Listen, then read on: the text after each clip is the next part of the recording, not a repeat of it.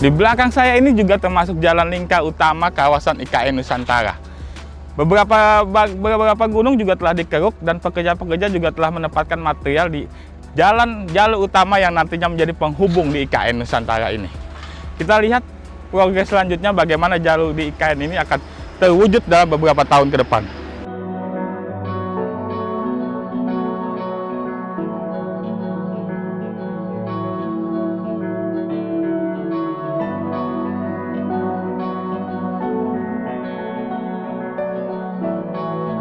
Sejak pemerintah memutuskan ibu kota negara atau IKN dipindah ke Kalimantan Timur, beragam pro kontra terus mengiringi perjalanannya.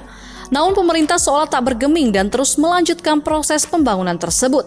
Tahap awalnya ialah pembangunan jalan lingkar IKN. Di wilayah yang masuk dalam kawasan inti IKN, proses pembangunan jalan lingkar mulai dilakukan. Sejumlah pekerja juga tampak mulai melakukan pengerjaan di lokasi. Menurut Camat Sepaku Risman Abdul, sejumlah proyek infrastruktur mulai dikerjakan di wilayah IKN. Selain bendungan Sepaku Semoy, proses pembangunan jalan lingkar di IKN juga telah berjalan.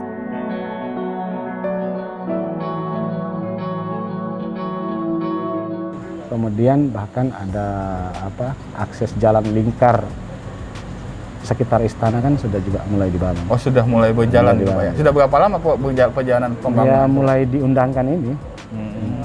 Kalau jalan-jalan utama di IKN sendiri sudah berjalan sejak kapan? Jalan lingkarnya, jalan lingkarnya ya. Ini sudah mulai berjalan sejak kapan tuh Pak? Ya, sejak diundangkan ini. Sejak diundangkan ini? Iya, sejak diundangkan.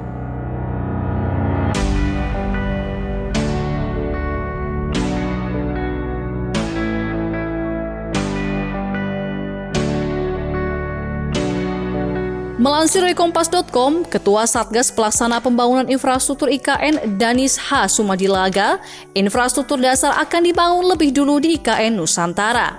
Pembangunan akses logistik merupakan satu dari infrastruktur dasar selain sumber daya air hingga kawasan inti pusat pemerintahan.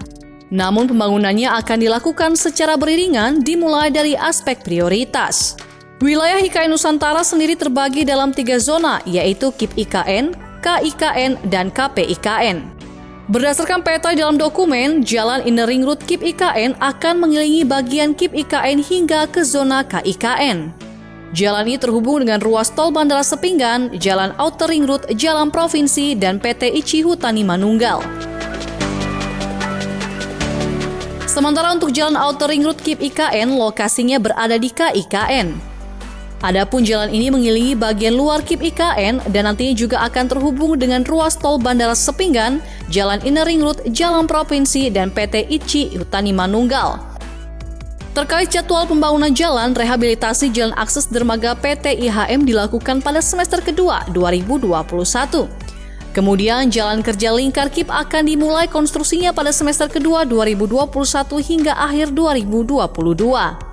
Pembangunan jalan akses menuju Istana Presiden sendiri telah dimulai sejak semester kedua 2021 hingga semester pertama 2023. Terakhir, tol akses IKN didesain dan dimulai pembangunannya pada semester pertama 2022 hingga semester pertama 2024 mendatang.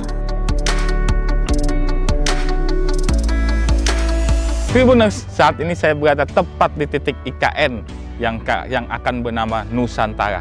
Di belakang saya ini adalah jembatan yang nanti akan menjadi jalan penghubung di kawasan ibu kota negara Nusantara.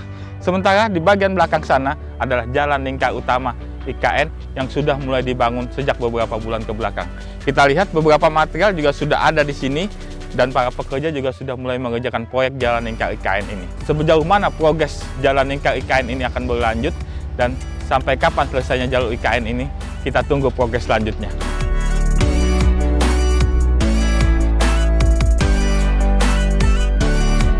Selain jalan lingkar di kawasan IKN, aktivitas di kawasan IKN juga ditunjang dengan keberadaan jembatan Pulau Balang.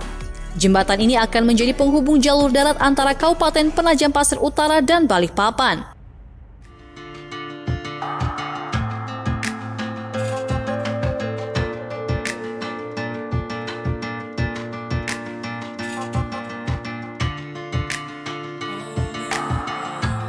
Ini adalah jembatan Pulau Balang. Jembatan Pulau Balang ini menghubungkan antara Kabupaten PPU dengan Kota Balikpapan. Jembatan ini juga akan menjadi alur distribusi logistik dari Balikpapan menuju kawasan ibu kota negara Nusantara. Saat ini, progres pengerjaan jembatan Pulau Balang hampir selesai. Hanya tinggal jalan pendekat dari arah Balikpapan saja, maka jembatan ini sudah bisa digunakan. Kita tunggu saja apakah jembatan Pulau Balang bisa menunjang keberadaan IKN Nusantara di masa depannya. Pembangunan jembatan Pulau Balang yang menghubungkan kota Balikpapan dengan Kabupaten PPU akan meningkatkan konektivitas jalan lintas selatan Kalimantan yang menjadi jalur utama angkutan logistik di Pulau Kalimantan. Jembatan tipe kabel stayed ini dibangun bersama antara Kementerian PUPR bersama Pemprov Kalimantan Timur serta Pemkab PPU. Adapun konstruksi jembatan utama ialah sepanjang 804 meter, jembatan pendekat sepanjang 167 meter, dan jalan akses sepanjang 1969 meter dikerjakan oleh Kementerian PUPR.